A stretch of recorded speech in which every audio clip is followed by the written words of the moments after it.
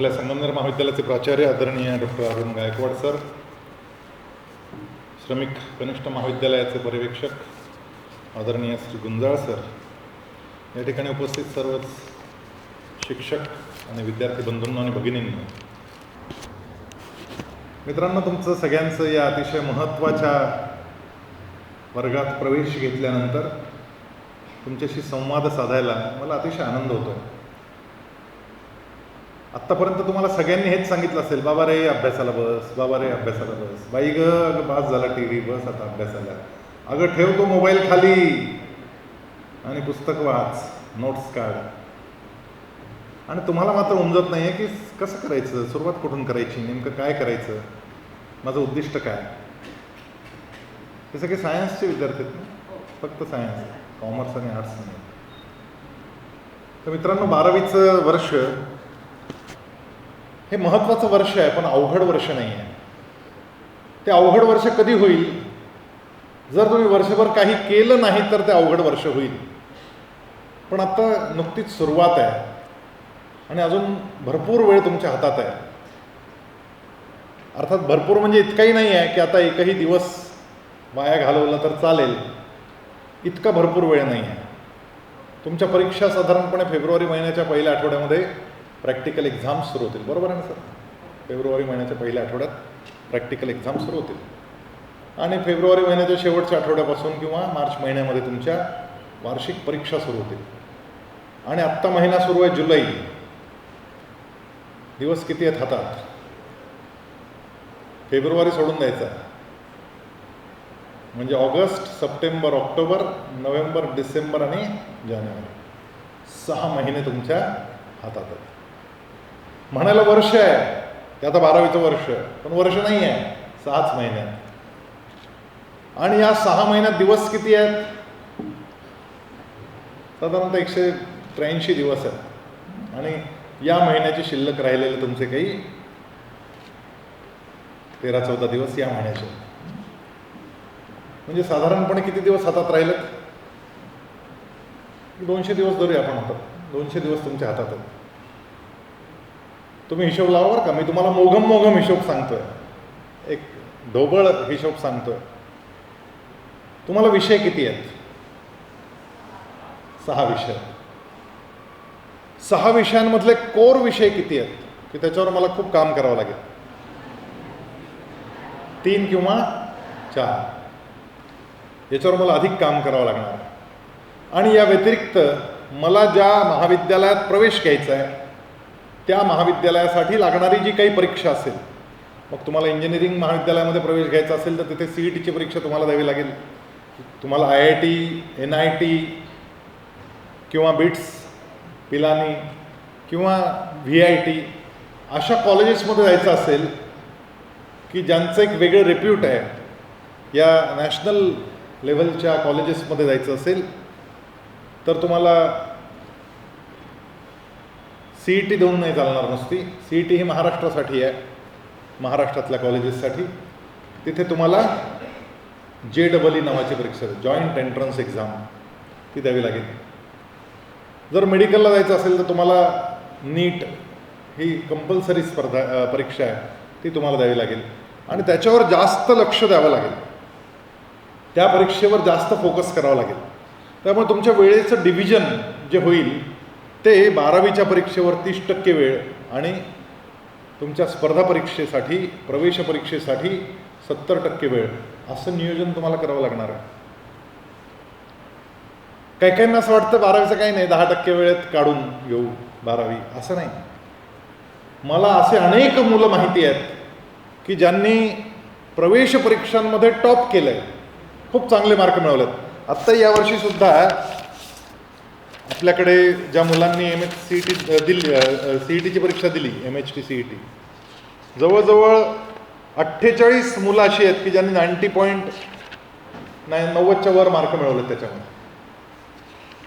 परंतु सगळ्यांनाच government engineering कॉलेजला प्रवेश मिळणार नाही. त्याचं कारण काय? त्यांना 12वीच्या परीक्षेत 75%पेक्षा कमी मार्क पडले. 75%पेक्षा कमी मार्क जर पडले तुम्हाला 12वीला, तर तुम्ही CET-मध्ये किंवा JEE-मध्ये अगदी टॉप केलं असेल तरीसुद्धा तुम्हाला प्रवेश मिळत नाही. रडतात मुलं अक्षरशः, नंतर माहीतच नव्हतं म्हणतात, की आम्हाला कल्पनाच नव्हती की असं काय असतं. आणि या दोन्ही परीक्षांची उत्तरं लिहिण्याची पद्धत वेगळी वेगळी आहे. एका ठिकाणी तुम्हाला MCQs आहेत. MCQ म्हणजे काय? तिथे तुम्हाला एक पर्याय निवडावा लागतो. 4 पर्याय, त्यापैकी एका पर्यायावर टिक मार्क करा, अशा पद्धतीचं उत्तर लिहावं लागतं. आणि 12वीच्या परीक्षेला मात्र तुम्हाला सब्जेक्टिव्ह पद्धतीनं उत्तर लिहावं लागतं. तिथं ऑब्जेक्टिव्ह येतात, इथं सब्जेक्टिव्ह. सब्जेक्टिव्ह म्हणजे विस्तारानं उत्तर लिहावं लागतं, स्टेप बाय स्टेप लिहावं लागतं. स्टेप चुकली की मार्क गेला, तुम्ही स्टेप विसरला मधली. आणि गंमत हीच होते की मुलं JEE-चा इतका अभ्यास करतात, CET-चा इतका अभ्यास करतात की त्यांना प्रश्न पाहिला की उत्तर माहीत असतं, कारण तो प्रश्न हाताखालून अनेक वेळा गेलेला असतो. आणि तीच सवय ते इकडे वापरतात आणि डायरेक्ट उत्तर लिहितात. चला संपलं, त्याचे मधले सगळे मार्क जातात, त्याला मार्क मिळत नाहीत. त्यामुळे 12वीचा पेपर लिहिताना तुम्हाला सब्जेक्टिव्ह पद्धतीनं पेपर लिहायचा आहे. आणि JEE किंवा CET-ची परीक्षा देताना तुम्हाला ऑब्जेक्टिव्ह पद्धतीनं पेपर लिहायचा आहे. त्यामध्ये सुद्धा केमिस्ट्री हा विषय तो PCM-मध्ये पण येतो आणि PCB-मध्ये पण येतो. मॅथ्स हा विषय PCM-मध्ये येईल, परंतु फिजिक्स दोन्हीकडे येणार. त्यामुळे फिजिक्स आणि केमिस्ट्री हे 2 विषय तुम्हाला सर्रास दोन्हीकडे आहेत. ज्यांना काहींना असं वाटत होतं की मला बायोलॉजी घ्यायचं आहे, त्यामुळे मला मॅथ्सचं काही नाही. तसं मी मॅथ्ससाठी ऑप्शन घेतला आहे, मी मॅथ्सच्या ऐवजी दुसरा विषय घेतलेला आहे, मला मॅथ्सचं काही.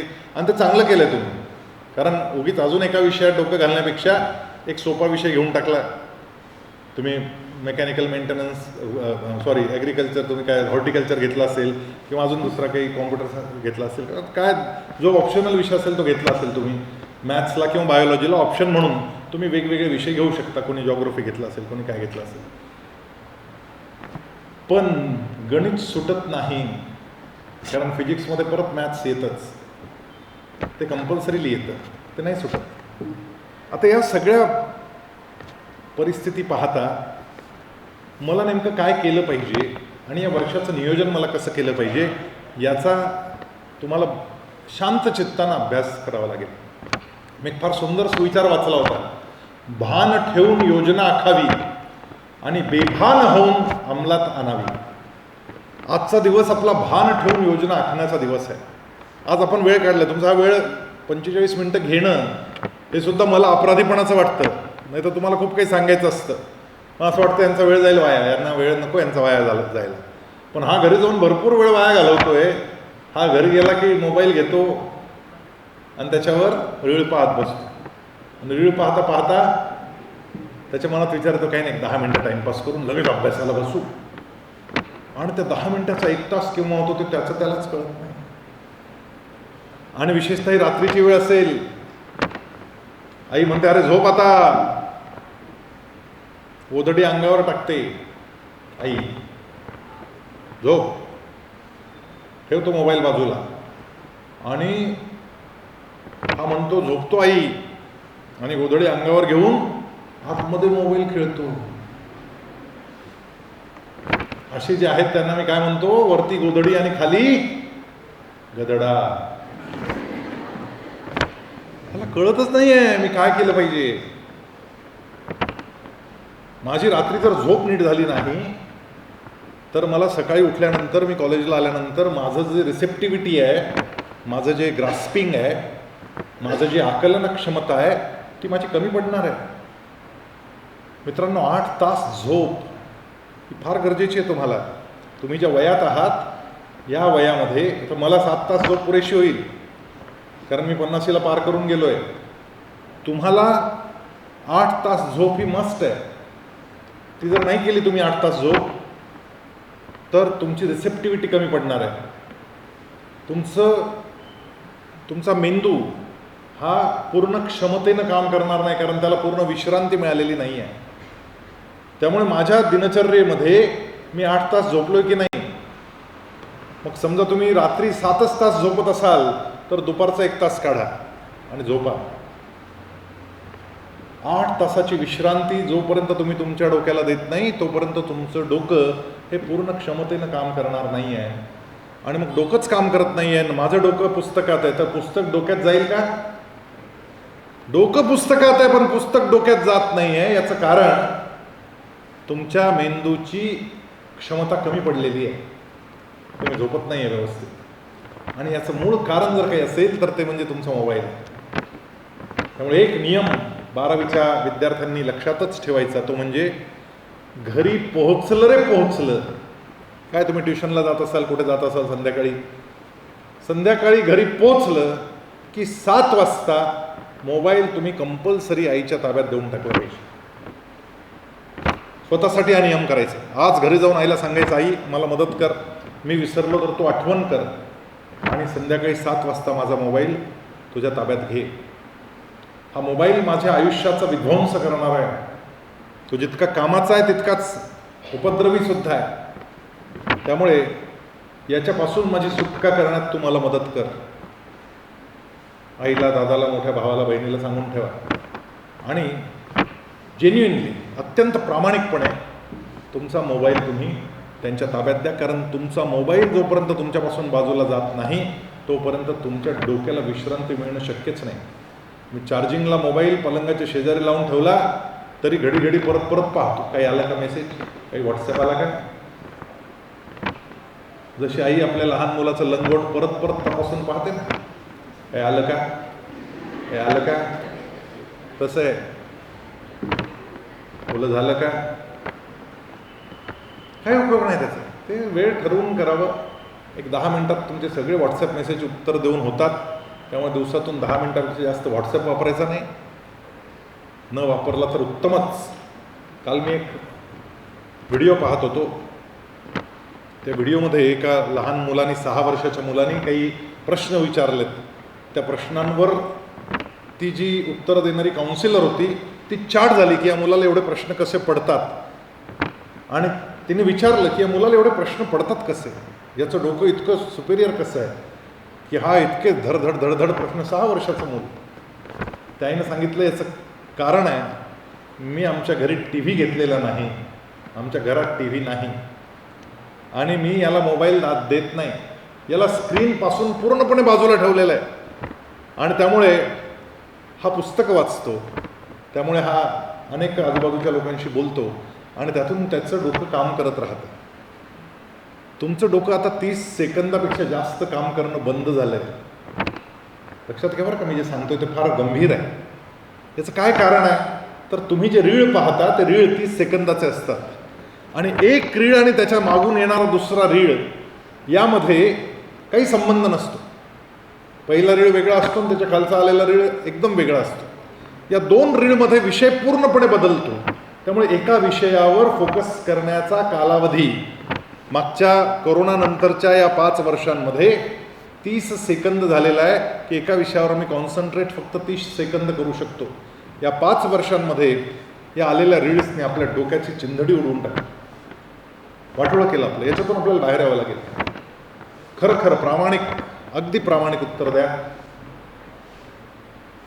किती लोक दिवसातून तासापेक्षा जास्त वेळ रीळ पाहतायत? प्लीज खोटं बोलू नका. आज खोटं बोलला ना तर आयुष्य बर्बाद होईल तुमचं. तू हात वर कर, तू हात वर कर. अगं तू हात वर कर म्हणजे काय, पहिलं तू कर ना, मग ती करेल.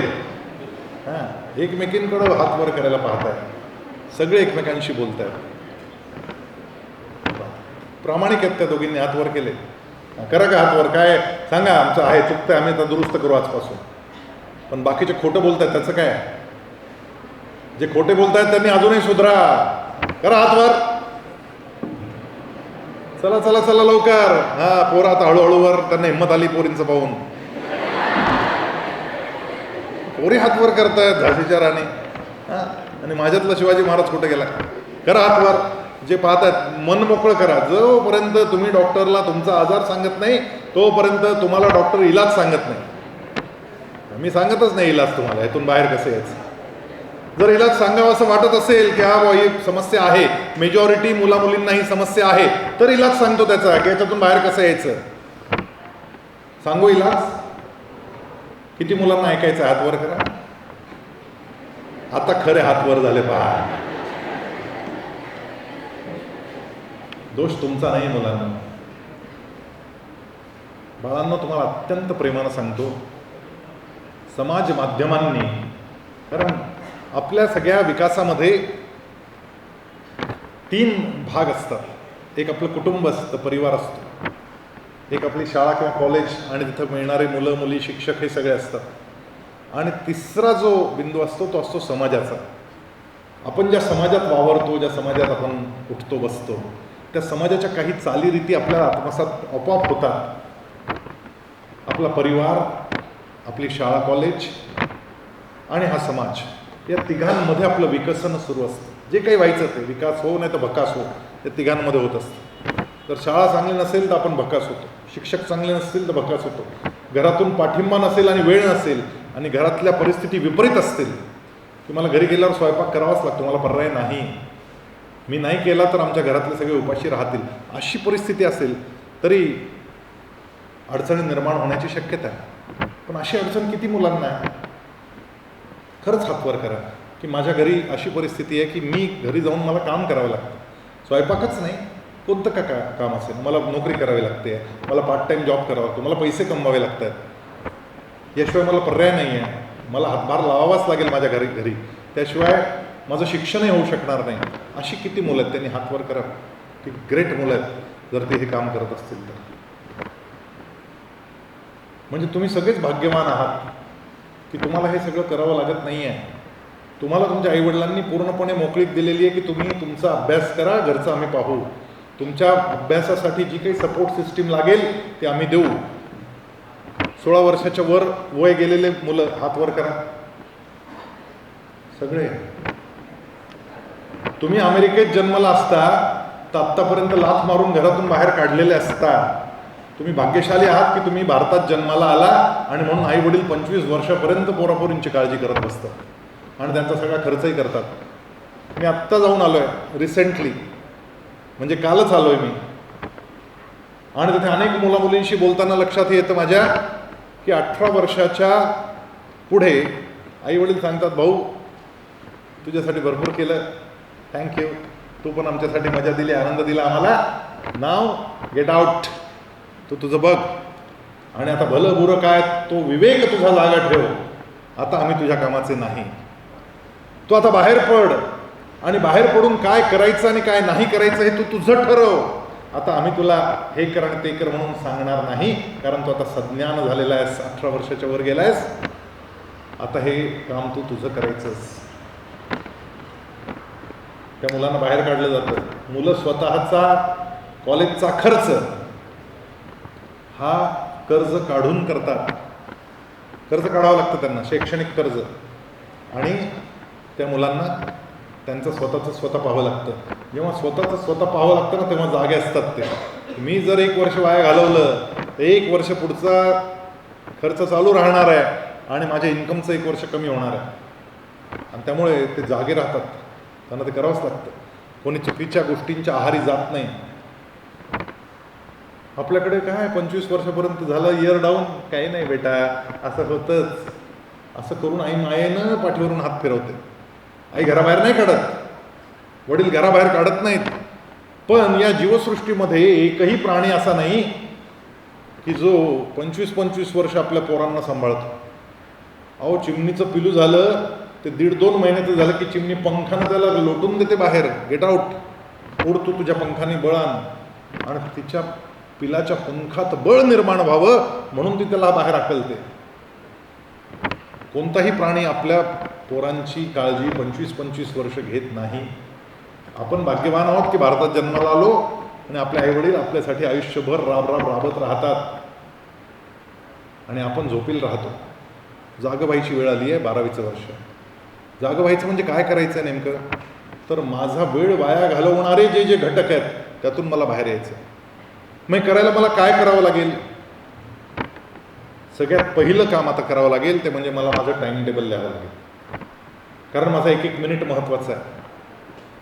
सकाळी 6 वाजल्यापासून रात्री 10 वाजेपर्यंत आणि 10 ते 6 झोप, म्हणजे 8 तासाची झोप, सकाळी 6 ते रात्री 10, माझा प्रत्येक मिनिट कसा सार्थकी लागेल याचा प्रयत्न मला करावा लागणार. एकदा लातूरला गेलो होतो व्याख्यान द्यायला. माझं व्याख्यान वगैरे झालं आणि मला एका आईकडून एक चिठ्ठी आली. प्रश्न विचारतात लोक, प्रश्न पाठवला. बरेच चिठ्ठ्या आल्या होत्या, त्याच्यात एक चिठ्ठी होती. तिनं लिहिलं होतं की माझ्या मुलाच्या 10वी 12वी तयारी करण्यासाठी मी नेमकं काय केलं पाहिजे. मी आत्तापासून बरंच काही करते आहे, पण अजून काय केलं पाहिजे, मला मार्गदर्शन करा. मी त्यांना म्हटलं की हा प्रश्न पुरेसा नाही आहे, तुमचा प्रश्न अधिक विस्तारानं तुम्ही लिहायला पाहिजे होता. तर हा प्रश्न ज्यांचा कोणाचा त्यांनी पुढे या. त्या बाई आल्या पुढे आणि स्टेजच्या खाली उभ्या राहिल्या. मी त्यांना प्रश्न विचारला की तुम्ही काय काय तयारी करताय. तर म्हणे मी जे जे ऐकलं ते सगळं करते म्हणा. मी असं ऐकलं होतं की ब्रह्ममुहूर्त म्हणजे पहाटेची वेळ ही फार महत्त्वाची असते आणि त्यावेळेस मुलांचं पाठांतर चांगलं होतं. यासाठी मी माझ्याच मोबाईलमध्ये माझ्याच आवाजात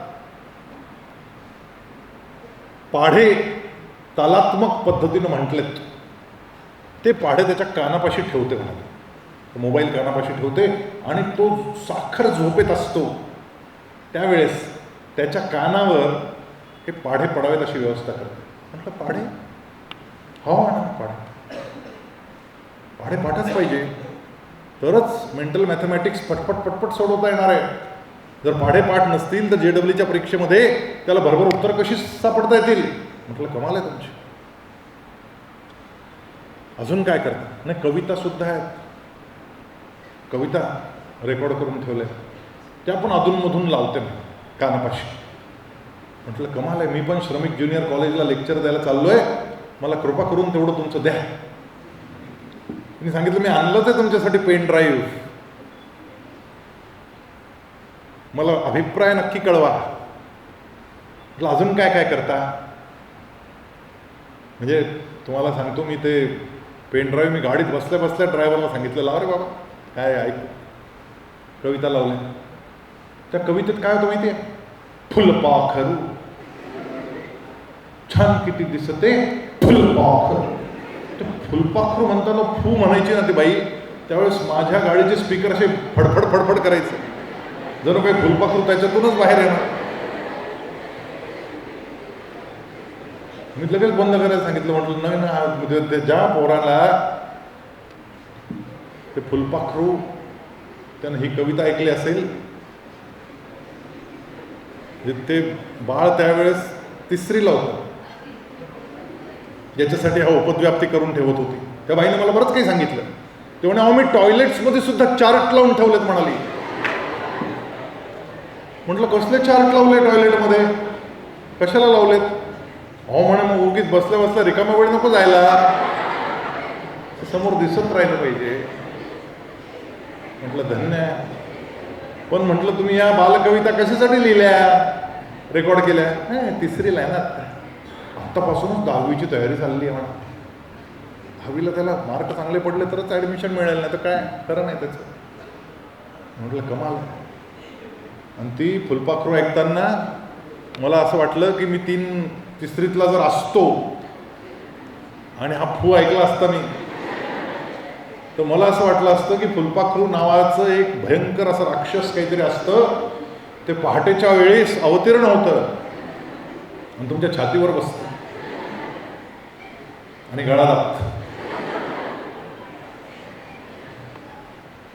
एवढंही करायची गरज नसते मित्रांनो.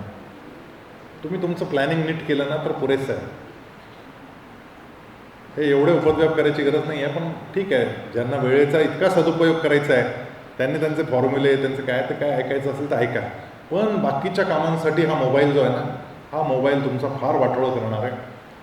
त्यामुळे पहिलं काम आपल्याला आज करायचं आहे ते म्हणजे माझा मोबाईल संध्याकाळी 7च्या आत आईच्या कपाटात. सकाळी निघताना तुम्ही परत घ्या, बाहेर आहात ठेवा सोबत, पण त्याचा वापर नाही. तो आपत्कालीन परिस्थितीसाठी आहे, तो आपल्या दप्तरात ठेवून द्यायचा. जर आपल्याला गरज वाटली तर आपण करायचा. लोकांचे फोन येतात, लोकांचे येऊ द्या फोन. आत्ता मी सकाळी 10ला इथे एक लेक्चर होता, आता 11ला एक लेक्चर आहे. माझा मोबाईल माझ्या खिशात आहे, तो अधूनमधून वाचतो पण आहे. त्याच्यावर मिस कॉल येत आहेत, पण मी नाही घेत. मी त्यांना जेवण झाल्यानंतर पुढच्या 15 मिनिटात सगळ्यांना फोन करीन. असं कोणतंच काम नाही आहे जगात की जे 2 तासांनी झालं तर काही फरक पडणार नाही, काही नाही होत. त्यामुळे हा मोबाईल जो आहे हा तुमच्या उपयोगितेसाठी आहे. याच्या इतक्या आहारी जायचं नाही. संध्याकाळी 7ला आईच्या ताब्यात द्यायचा म्हणजे द्यायचं. यथात्मा दृढ निश्चय, मनाचा निश्चय जर पक्का असेल ना तरच तुम्ही या 12वीच्या तयारीला उत्तम न्याय देऊ शकणार आहात. किती मुलांच्या मनामध्ये हा संकल्प जागवतोय की यू आर राईट, तुमचं आम्हाला पटतंय आणि आमचा मोबाईल जो आहे आमचं वाटोळं करतोय आणि याच्यापासून आम्हाला सुटका करून घ्यायची आहे. याच्यापासून सुटका करायला असं नाही करतायत की आज माझा स्क्रीन टाईम, मोबाईल टाईम 2 तास आहे आणि मी आता आजपासून 1 तासावर आणते. नाही. मग पुढच्या आठवड्यात अर्ध्या तासावर आणते. नाही. आजच तो दिवस आहे जिथं तो 0 झाला पाहिजे. माझ्या कामापुरता मोबाईल, बाकी मोबाईलचा वापर नाही. हे तुम्ही आज केलं तर शक्य आहे. नाहीतर मग वेळ निघून गेल्यावर रडत बसण्याखेरीज आपल्या हातात काही उरणार नाही. आणि मला आयुष्यात रडायचं नाही आहे, मला आयुष्यात काहीतरी करून दाखवायचं आहे. त्यामुळे आजपासून संध्याकाळी घरी पोहोचल्यानंतर मोबाईल आईच्या ताब्यात. तुम्ही ॲनालिसिस करून पहा तुम्ही काय करता मोबाईलवर. उठले की स्टेटस, मी उठलो, मी गेलो. काय गरज आहे लोकांना दुनियाला सांगायची तुम्ही काय केलं सकाळी संध्याकाळी. मी गेलो, मी आलो, मी जेवलो, मी खाल्लं, मी झोपलो. काही गरज नाही आहे. Stop it. आज करावं लागेल. I am very serious about this. आणि तुम्ही तितकेच सिरियस व्हा या बाबतीत. कोणाच्या मनात हा संकल्प येतोय की नाही ते बरोबर आहे, मला पटतंय, मला कळतंय, आजपर्यंत वळत नव्हतं पण आजपासून वळणार आहे, मी आजपासून हे करणार आहे, हा संकल्प माझ्या मनात जागा झालेला आहे. त्यांनी हात वर करा आणि सांगा आजपासून संध्याकाळी घरी गेल्यानंतर मोबाईल मी वापरणार नाही.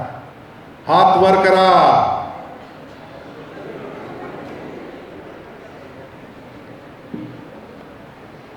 मी हात वर केला नाही कारण मी वापरतच नाही. हे शहाणे, वापरत नाही ना तू, म्हण ना आजपासून नाहीच वापरणार याच्या पुढं. पण आजपर्यंत म्हणजे मला एक भेटला होता, सोडला म्हटलं, सोडला म्हटलं. असं कधीपासून सोडला? आजपासूनच सोडला.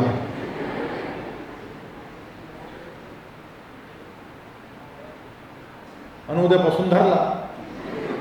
म्हणजे आज सोडला आणि उद्या धरलायला काय उपयोग आहे? युसलेस आहे.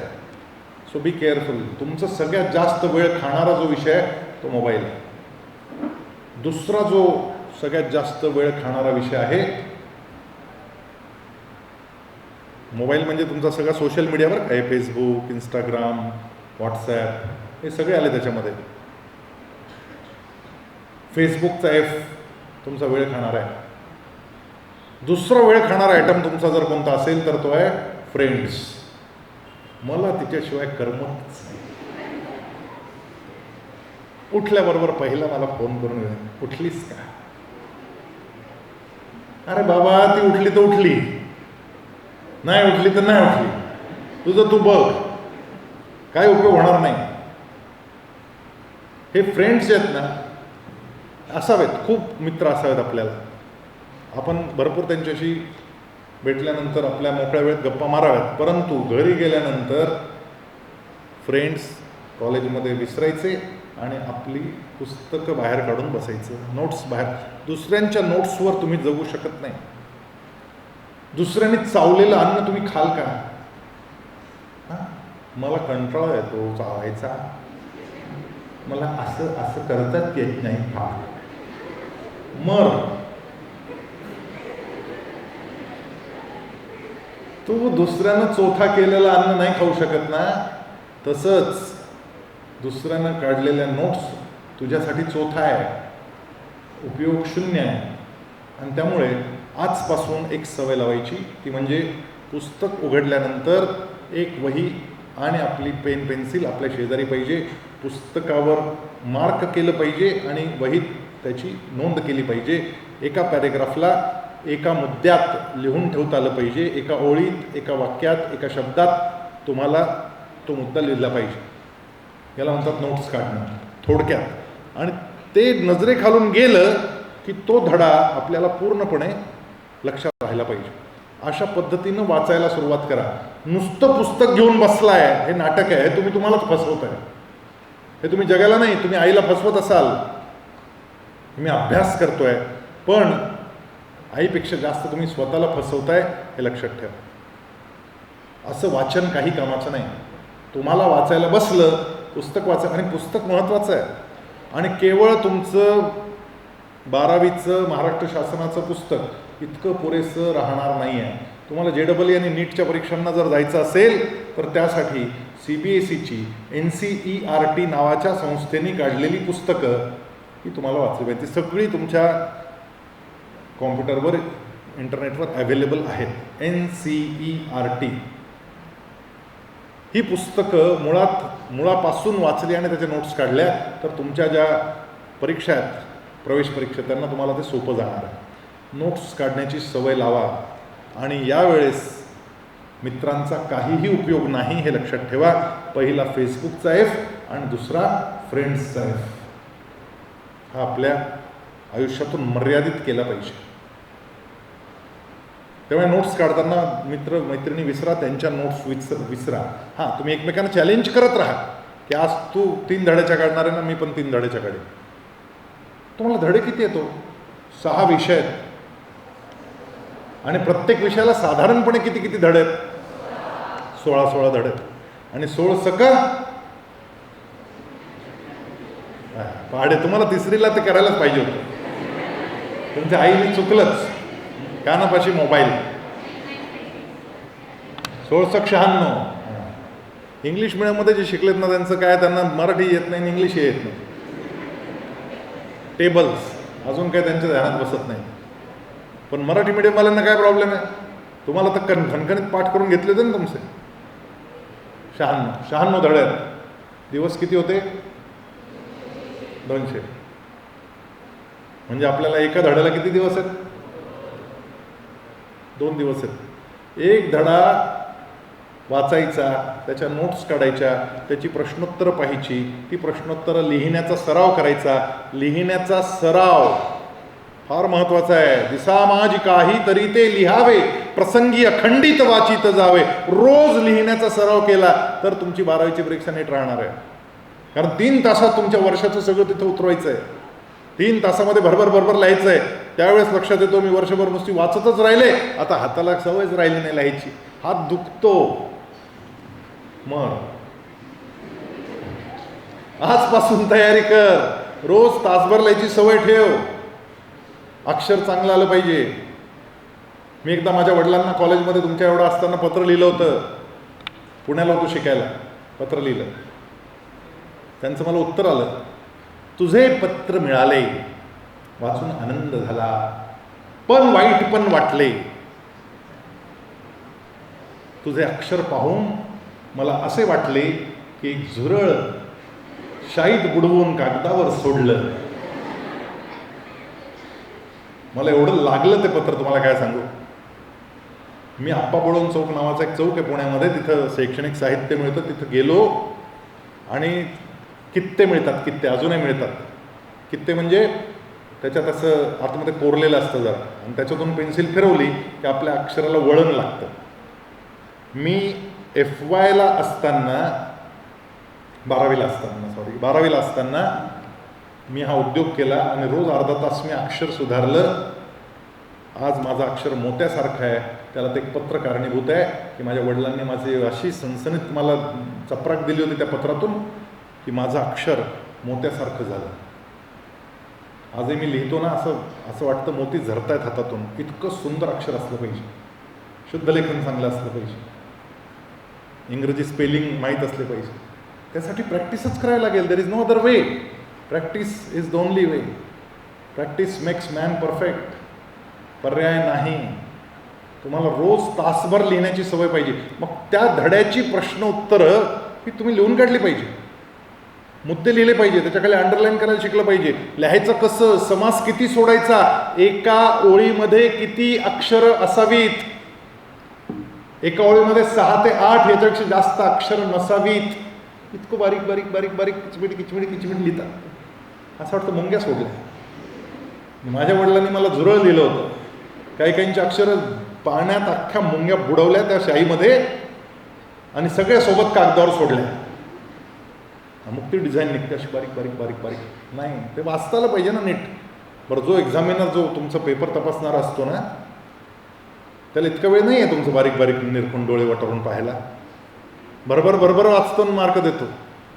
तुमचं उत्तर कसं मुद्देसूद असलं पाहिजे, कसं मोकळं अक्षर असावं आणि घोटीव असावं, रेखीव असावं. योग्य मुद्द्यांच्या खाली ज्याचा विस्तार तुम्ही करताय त्याच्या खाली अंडरलाईन असावी.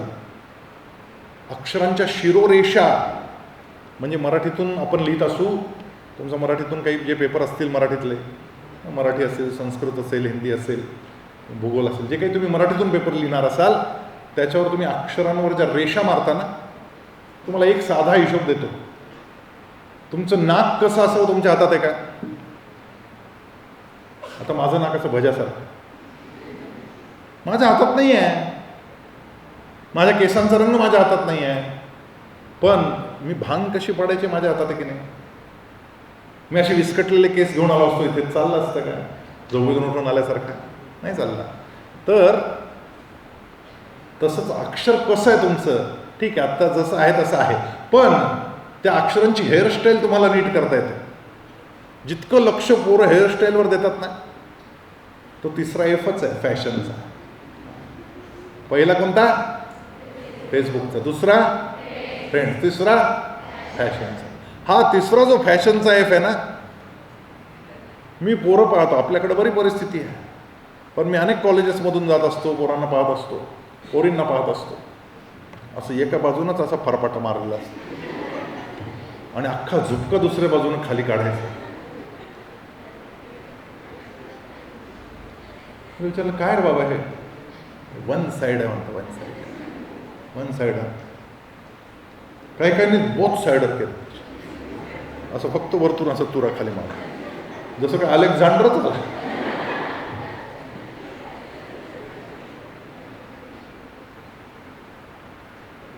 आणि पोरांचं ठीक आहे, केसांवरच आहे फक्त, तर तेवढीच हेअरस्टाईल वगैरे करून काहीतरी करतात.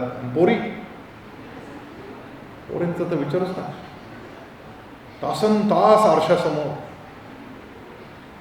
सकाळी उठल्यापासून रात्री झोपेपर्यंत 5 सेल्फी झाल्याच पाहिजे आणि 5 सेल्फी नीट याव्यात म्हणून नाकी डोळी मी नीट राहिलं पाहिजे म्हणून लाव पावडर, लाव हे ते काय केवढे ॲटम असतात माहीत नाही मला. प्रत्येक अवयवाला लावायचा वेगळं क्रीम आहे यांच्याकडे. हाताला हँड क्रीम, पायाला काय फूट क्रीम, नाना प्रकारचे क्रीम. ओठांना लावायचं वेगळं क्रीम, इथं खाली मला ब्लॅक सर्कल आलं तिथं वेगळं क्रीम. प्रत्येक गोष्टीचं कानाला लावायचंच तेवढं बाकी राहिलं मला माहीत नाही असेल ते, पण मी काही पाहिलं नाही अजून. फॅशन किती वेळ आरशासमोर घालवायचा.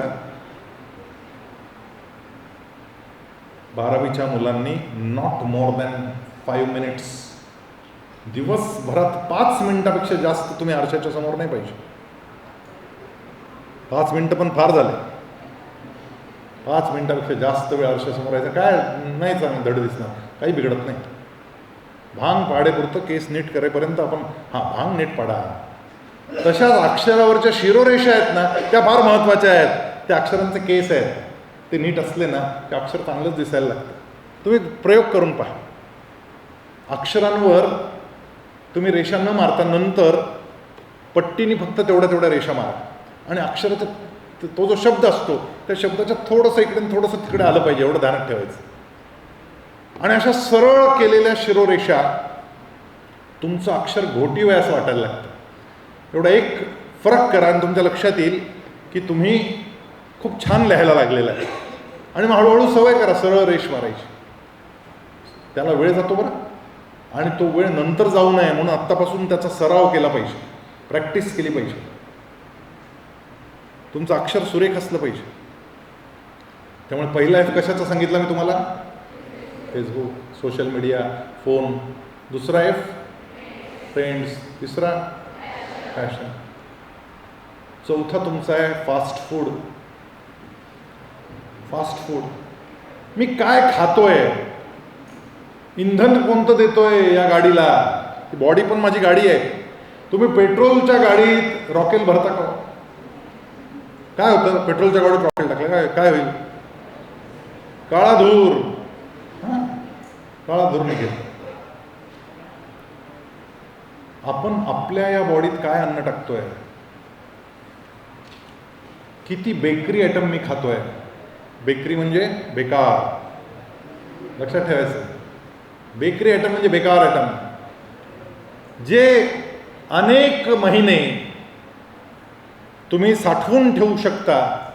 अशी बिस्किट असतील, असे ते टोस्ट असतील, ते बटर असतील, ते क्रीम रोल असतील, किंवा ती मॅगी सारख्या शेवया असतील ज्या मैद्यापासून तयार झालेल्या आहेत. मैद्याचे सगळे आयटम हे तुमच्या पोटात गेल्यानंतर त्याचं गुठळी तयार होते आणि तुमच्या जठरापासून सगळ्या आतड्यांपर्यंत प्रचंड नुकसान करणारा जर कोणता आयटम असेल तर तो मैदा आहे.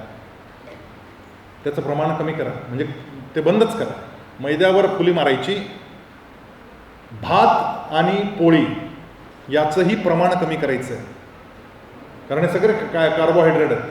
गव्हाची पोळी. तुम्ही जर मिलेट्स खात असाल, मिलेट्स म्हणजे काय, ज्वारी बाजरी, तर काय हरकत नाही. पण गव्हाची चपाती, गव्हाची पोळी आणि पांढरा शुभ्र दिसणारा भात, हा तुम्ही जर अनपॉलिश्ड म्हणजे ब्राऊन राईस किंवा ब्लॅक राईस खात असाल, इट्स वेल अँड गुड. पण तुम्ही पॉलिश केलेला पांढरा शुभ्र भात हे 100% कार्बोहायड्रेट आहे. याचा इतका उपयोग नाही. थोडंसं असावं, त्याचं प्रमाण कमी असावं. तुमचं फायबर्स, तुमचे प्रोटीन्स आणि विटॅमिन्स हे तुमचे अधिक मात्रेत गेले पाहिजे. यासाठी भाज्या, विशेषतः पालेभाज्या, फळ, या आयटमवरचं डाळी खाल्ल्या पाहिजे. त्या डाळीतून तुम्हाला प्रोटीन्स मिळणार आहेत. सोयाबीन, कडधान्य, मोड आलेले कडधान्य हे तुम्ही खाल्ले पाहिजे. तुम्ही जसा आहार कराल, युक्त आहार विहारस्य युक्त चेष्टस्य कर्मसु युक्त स्वप्नावबोधस्य योगो भवति दुःखः. या एका श्लोकामध्ये जीवनाच्या यशाचं सार्थक आहे, यशाचं रहस्य आहे. पण त्यातही सगळ्यात आधी आहार सांगितला, युक्त आहार विहारस्य. युक्त आहार आणि युक्त विहार. युक्त आहार म्हणजे काय पाहिजे, तर मी दूध दही खातोय की नाही, साखर कमी केली आहे की नाही, नंतर भसाभस साखर घेतो 5-5 चमचे. हे जे कोल्ड्रिंक्स आहेत, थम्सअप, कोका कोला, स्प्राईट वगैरे वगैरे, हे सगळे कोल्ड्रिंक्स भयानक आहेत. त्या एका कोल्ड्रिंकमध्ये साधारणपणे त्या 100 ml एका कोल्ड्रिंकमध्ये 15 चमचे साखर असते. 15 चमचे. आणि तुमच्या पोटाचं एवढं भयान नुकसान करते, तुमचा विश्वास नाही बसणार. मी कोल्ड्रिंकला स्पर्श करत नाही, बिलकुल नाही. काही झालं तरी कोल्ड्रिंक नाही प्यायचं, कारण एवढी साखर आहे त्याच्यामध्ये, भयानक आहे. आपण ही काळजी घ्यावी लागेल आपल्याला. मी काय खातोय, भाज्यांचं प्रमाण वाढवा, पालेभाज्यांचं प्रमाण वाढवा, फळांचं, सलाड्सचं प्रमाण वाढवा. साधं खा, काही फार भारी करायची गरज नाही. लगेच प्रोटीन पावडर प्या घरी जाऊन, काही गरज नाही त्याची. हां, तुम्ही जर इथं 4-5 तास खेळत असाल, 2 तासापेक्षा जास्त वेळ खेळत असाल, 1 तास तर खेळलंच पाहिजे. ते एनिवेज खेळलं पाहिजे. त्यामुळे युक्त आहारानंतर युक्त विहार असा शब्द आहे. युक्त आहार विहारस्य युक्त चेष्टस्य कर्मसु. हा विहार म्हणजे खेळणं आहे तुमचं.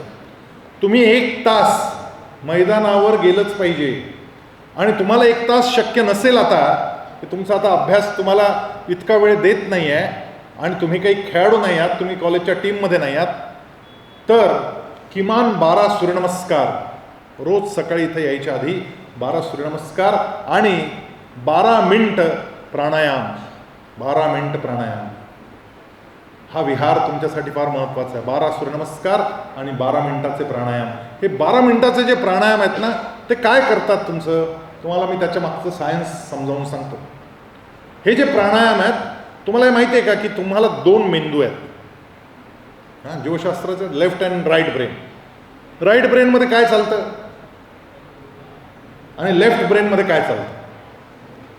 लेफ्ट ब्रेनमध्ये सगळ्या तार्किक क्रिया चालतात, म्हणजे ॲनालिटिकल, मॅथमॅटिकल, हे सगळं लेफ्ट ब्रेनमध्ये चालतं. राईट ब्रेनमध्ये काय चालतं, कलात्मकता, सृजनशीलता, तुमची क्रिएटिव्हिटी, सगळं राईट ब्रेनमध्ये चालतं.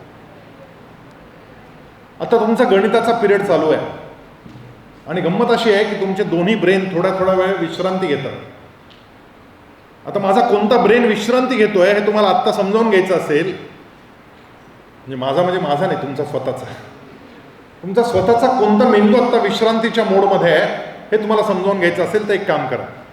हाताचा तळवा मागची बाजू जी आहे ना, त्याच्यावर आपला श्वास जरा मोठ्यानं फेकायचा, असा करा. सर्दी झालेल्याने नका करा, नाही तर सगळा माल बाहेर यायचा पाण्याच्या सह.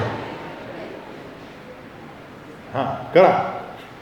कोणत्या साईडनी जास्त हवा बाहेर आली, लेफ्टनी बाहेर आली. कोण आहेत, हात वर करा. लेफ्टनी बाहेर आली, डाव्या नाकपुडीतून जास्त हवा बाहेर आली, उजव्या नाकपुडीतून जास्त बाहेर आली, त्यांनी हात वर करा. दोन्ही नाकपुड्यातून समान हवा बाहेर आली. 1-2 लोक आहेत, हवाच आली नाही.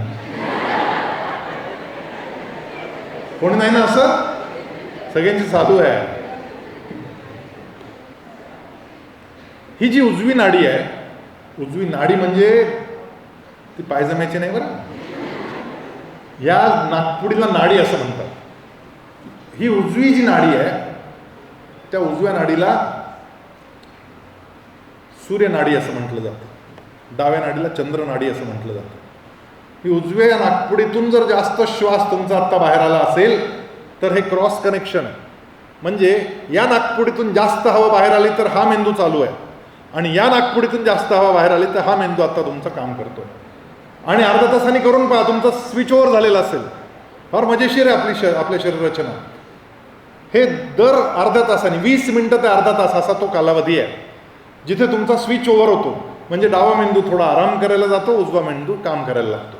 आता मला सांगा, तुमचा गणिताचा तास चालू आहे आणि तुमच्या डाव्या नाकपुडीतून जास्त श्वास बाहेर येतोय, म्हणजे तुमचा डावा मेंदू झोपी गेलेला आहे आणि उजवा मेंदू जास्त काम करतोय. काय होईल? काय होईल? गणित डोक्यातच जाणार नाही, कारण उजवा मेंदू चालू आहे ना. गणित कुठे चालतं? डाव्या मेंदूत चालतं. ते बिचारा आराम करतोय आणि तो झोपेल असताना तुम्ही त्याला उगीच गदा आलात, हे गणित घाल. कसं काय उठेल तो झोपलाय. म्हणजे गणिताच्या तासाला माझी उजवी नाकपुडी चालू पाहिजे. आता गणिताचे सगळे शिक्षक ते म्हणतील, पहिले पहा उजव्या चालू आहेत की नाही, तर बसा नाही तर निघा. असं नाही आहे ते. आपलं योगशास्त्र इतकं जबरदस्त आहे की आपल्या योगशास्त्रामध्ये 12 मिनिटं तुम्ही फक्त हे प्राणायाम करा आणि पुढचे 5 ते 6 तास तुमच्या दोन्ही नाकपुड्या सलगपणे समान गतीनं काम करतात. म्हणजे तुमचे दोन्ही मेंदू हे समान गतीनं जागे राहतात. चमत्कार आहे. आणि असे काही प्राणायाम आहेत की जे प्राणायाम केल्यानंतर हे 6 तास तुमचे एवढे ऊर्जावान असतात. कारण सगळं योगशास्त्र कशासाठी आहे, तर तुमच्या मेंदूचं आणि तुमच्या मनाचं सामंजस्य बसवण्यासाठी आणि त्याला शरीराचं सामंजस्य बसवण्यासाठी शरीर, मन आणि बुद्धी या 3 गोष्टी सोबत काम कराव्यात, म्हणून सगळं योगशास्त्र आहे. म्हणजे माझं ध्यान, म्हणजे माझं लक्ष, म्हणजे माझं एकाग्रता ही वाढली जाते योगानं. या प्राणायामानं तुमची एकाग्रता का वाढते? कारण प्राणायामानं तुमच्या शरीराची ऑक्सिजन लेव्हल वाढते.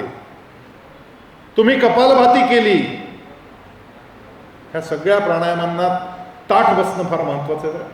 ताठ बसताला पाहिजे. मागच्या वर्षी मी शिकवलं होतं तुम्हाला ताठ कसं बसायचं. आहे का लक्षात तुमच्या?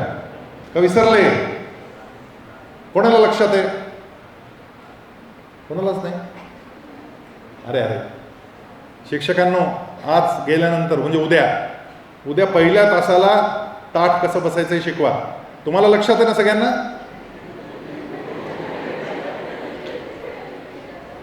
कारण अनेक वेळा शिकवलंय मी. बसताना आपल्या हिप्सवर जोर द्यायचा नाही. आपण हिप्सवर असे बसलो की पाठीचा कणा वाकडाच होतो. हिप्स वर गेले पाहिजे आणि सगळ्या शरीराचं प्रेशर हे आपल्या मांड्यांवर टाकलं पाहिजे. मांडीवर वजन टाकून बेंचवर बसायचं.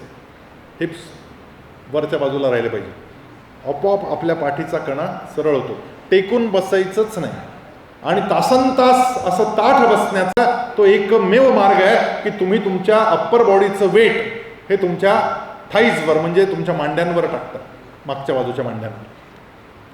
हिप्सवर टाकलं की सी शेप होतो तुमच्या स्पायनल कॉर्डचा, आणि मांड्यांवर वजन टाकलं की तुमचा एस शेप होतो. मला किती वेळ आहे? वेळ संपला का? बोलू अजून? तुम्हाला बसेस वगैरे नाही ना कोणाला? किती वाजता आहे? 1 वाजता आहे ना? अजून 15 मिनटं बसू? भूक लागली? मरा. एवढा कंट्रोल नाही. जर मला अर्धा तास अजून काही नाही, चाल तुम्हाला मी सांगतो 3 महिने काही नाही खाल्लं तरी तुम्हाला काही नाही, लिहून देईल. त्यामुळे 15-20 मिनिटांचा काहीच फरक नाही पडणार. चला गपचूप बस. ताठ बसायला शिका. हिप्स मागे. बस खाली बसूनही आपल्याला ताठ बसता येतं. कळ न लागता ताठ बसण्याचा हा मार्ग आहे. ताठ बसलं की तुमचा डायफ्राम खाली जातो. तुमच्या फुफ्फुसांच्या खाली असलेला जो पडदा आहे तो खाली गेला की तुमच्या फुफ्फुसांना फुगायला जास्त जागा मिळते. म्हणजे तुम्ही जास्त मोठा श्वास घेऊ शकता. तुम्ही जितका जास्त मोठा श्वास घेता तितकी तुमच्या मेंदूची ऑक्सिजन लेव्हल वाढते आणि तुमची एकाग्रता वाढते, तुमची स्मरणशक्ती वाढते, तुमचं ग्रास्पिंग वाढतं, तुमची आकलन शक्ती वाढते. 3 फायदे आहेत ताठ बसण्याचे. काय काय होतं? तुमची एकाग्रता वाढते, कॉन्सन्ट्रेशन, तुमची स्मरणशक्ती वाढते, मेमरी, आणि तुमची ग्रहणशक्ती वाढते म्हणजे ग्रास्पिंग. या 3 गोष्टी तुमच्या वाढून जातात आणि तुम्हाला लक्षात राहतं. आम्ही असे प्रयोग केलेत आणि त्या प्रयोगात ती असं सिद्ध झालं आहे की 10वीला जितके मार्क पडले त्यापेक्षा हे 12 मिनिटं प्राणायाम केला की 12वीला 10.33% मार्क वाढतात 10वीपेक्षा. ॲव्हरेज सांगतोय, वर्गाचा ॲव्हरेज. काय अडचण आहे? काही प्रॉब्लेम असेल तर उभं राहून सांगा. हां, काही प्रश्न असेल तरी मोकळा विचारा, काही बिघडत नाही. आणि तुम्हाला जर असं वाटत असेल की बाबा मला तातडीनं आता बाहेर जाणं आवश्यक आहे तर माझी हरकत नाही, जाऊ शकता. हां, तुम्ही तिथे काय तुमचं काही डिस्कशन चाललंय, काही तुम्हाला अडचण आली आहे का? तुमच्या हे लक्षात आलं नीट? हे 12 मिनिटाचे प्राणायाम काय करतं? युक्ताहार विहारस्य. हा विहार युक्त चेष्टस्य कर्मसु. तुमचं कर्म, विद्यार्थ्यांचं कर्म काय? अभ्यास. अभ्यासाचं टाइम टेबल. मला कॉलेजला यायला किती वेळ लागतो, जायला किती वेळ लागतो, कॉलेजमध्ये किती वेळ आहे, त्यातला किती वेळ मोकळा आहे, घरी गेल्यानंतर माझा जेवायला किती वेळ जाणार आहे, त्यानंतर ट्युशनमध्ये किती वेळ जाणार आहे, आणि त्यानंतर मला स्वाध्यायासाठी, माझा स्वतःचा अभ्यास करण्यासाठी मला किती वेळ शिल्लक आहे. या सगळ्या गोष्टी नोट करून तुमचं टाइम टेबल आज तुम्हाला फ्रीज करायचं. आज घरी गेल्यानंतर पहिलं काम टाइम टेबल फिट करणं. टाइम टेबल फिट करताना एक गोष्ट कायम लक्षात ठेवा, 1 तास संपला म्हणजे 55 मिनटं संपले की 5 मिनिटाचा ब्रेक पाहिजे. सलग 2 तास 3 तास अभ्यासासाठी लिहू नका. प्रत्येक तासाला 5 मिनिटाचा ब्रेक. त्यामध्ये पाणी पिणं, पाय मोकळे करायला जाणं, थोडं उभं राहणं, पाय हलवणं आणि मोठे श्वास घेणं. 10 मोठे श्वास. याच्यासाठी 5 मिनिटं मध्ये ब्रेक घ्या. हे 5 मिनिटं ब्रेक तुम्हाला रिचार्ज करतो आणि तुमची ग्रास्पिंग पुढच्या 1 तासासाठी परत वाढवतो. फार साधा हिशोब आहे. 10 मोठे श्वास समान गतीनं घेतले आणि तितक्याच वेळेत सोडले आणि सोडताना उज्जाई केली म्हणजे आवाज काढत सोडले तर तुमच्या मेंदूची ऑक्सिजन लेव्हल खट्टकन वर जाते. तुमच्याकडे ऑक्सिमीटर असेल घरी कोणाकडे त्याचं बोटाला करोनाच्या काळात आणलं होतं आपण घरी, तसं बोटाला लावलं की ऑक्सिजन लेव्हल कळते आपली. तुम्ही लावून पहा, प्रयोग करून पहा. श्वास घेताना 1 2 3 4 5 सावकाश मोठा श्वास ताट बसून फुफ्फुसं पूर्ण क्षमतेनं फुलली पाहिजे. आणि सोडताना सुद्धा तितक्याच वेळ 1 2 3 4 5. पण घेताना आवाज नाही काढायचा, सोडताना मात्र आवाज काढायचा. म्हणजे तो कसा आहे तो पहा.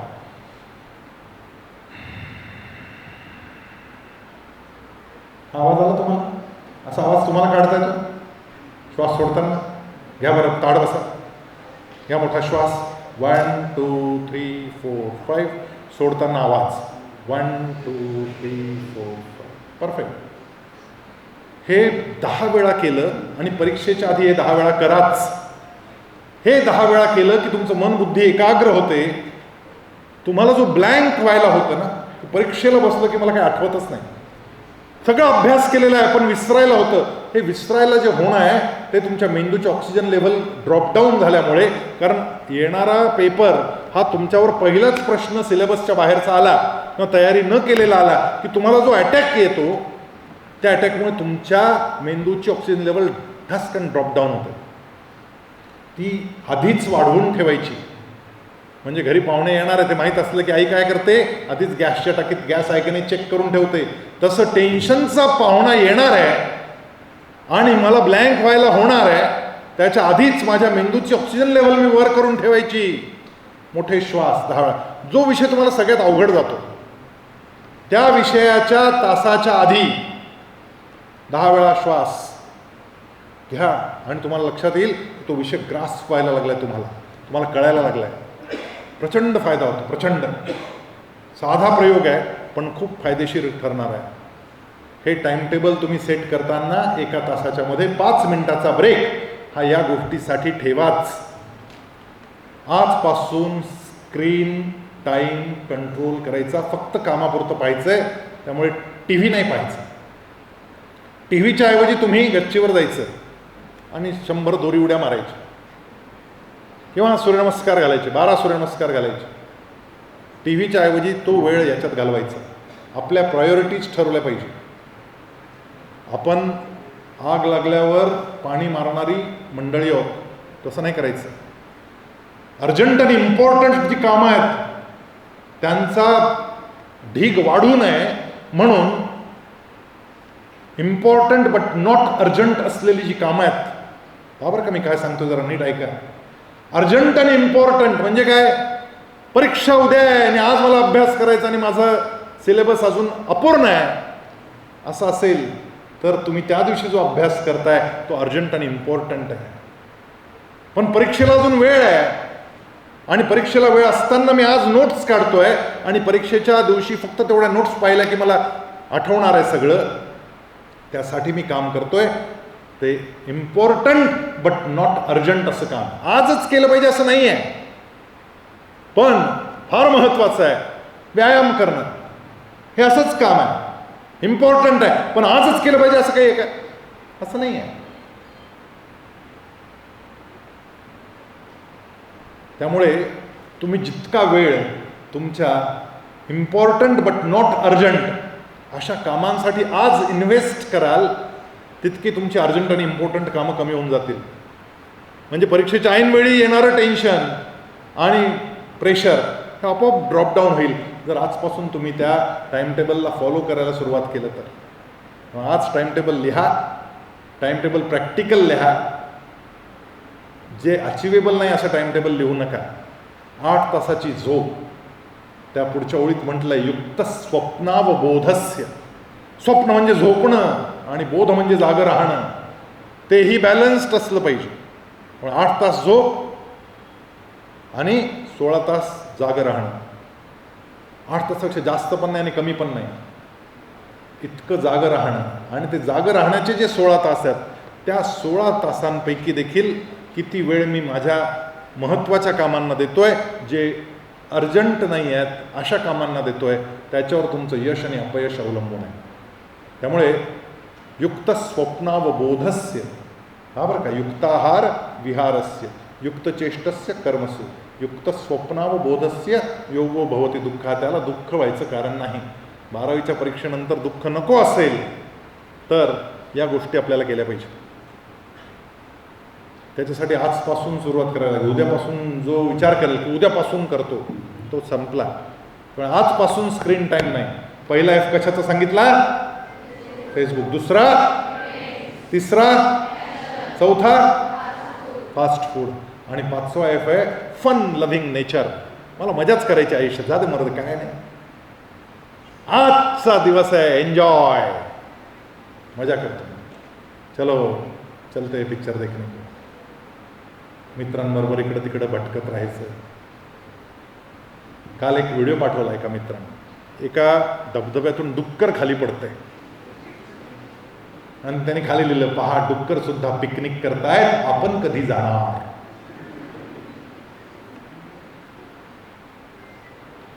जाऊ 12वीची परीक्षा झाल्यावर.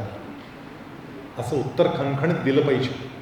कारण हे मित्र जे आहेत ना, फ्रेंड्स, हे तुमचा टाइमपास करायला तुम्हाला वेगळे वेगळे प्रपोजल्स पाठवत राहतील. आज ये करके देखते, कल वो करके देखते. 12वीला मला या सगळ्या गोष्टींना मुरड घालावी लागेल. माझं आत्मसंयमन मला वाढवावं लागेल.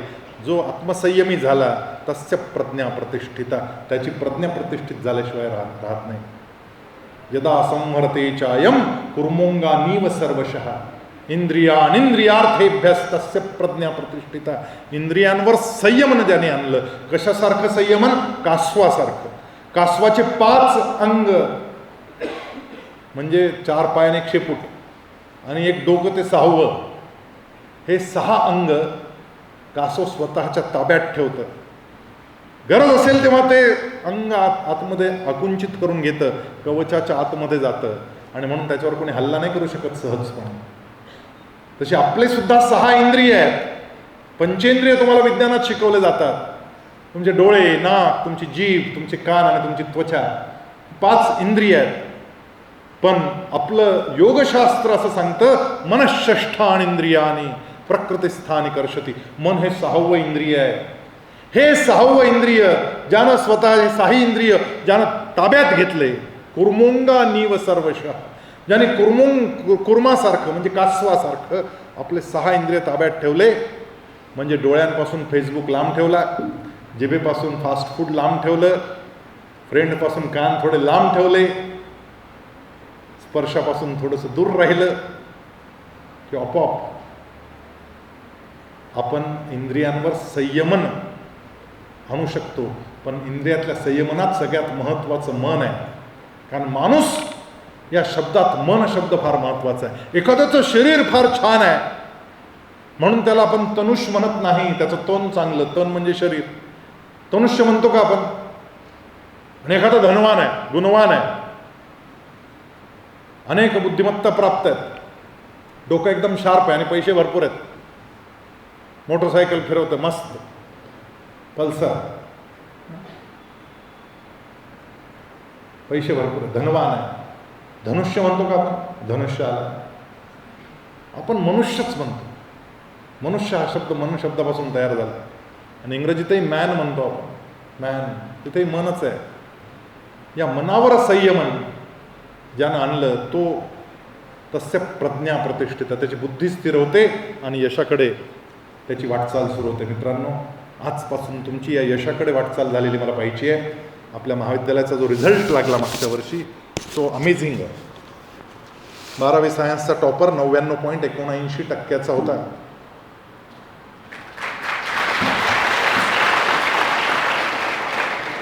Sorry, 99.79% total result. एक मुलगा आजारी असल्यामुळे परीक्षेला येऊ शकला नाही, त्याचा रिझल्ट 1% तो काय पॉईंट काही टक्क्यांनी कमी झाला. 96.33% पहिला होता 12वी कॉमर्सला.